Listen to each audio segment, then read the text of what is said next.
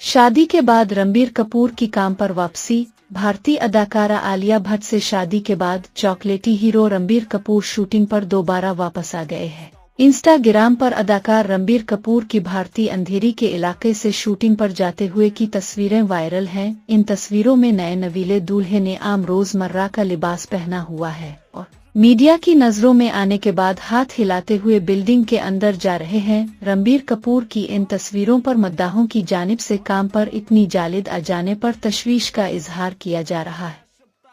शादी के बाद रणबीर आलिया की पहली वीडियो वायरल। बॉलीवुड की मकबूल नौबयाहता जोड़ी आलिया भट्ट और रणबीर कपूर की शादी के बाद पहली वीडियो वायरल हो रही है। भारतीय मीडिया के इंस्टाग्राम पेज पर आलिया रणबीर की एक वीडियो शेयर की गई है। वीडियो में आलिया रणबीर को डार्क पिंक सूट पहने मशहूर गाने चल छिया छिया पर डांस करते देखा जा सकता है। वीडियो के साथ दर्ज कैप्शन में दावा किया गया है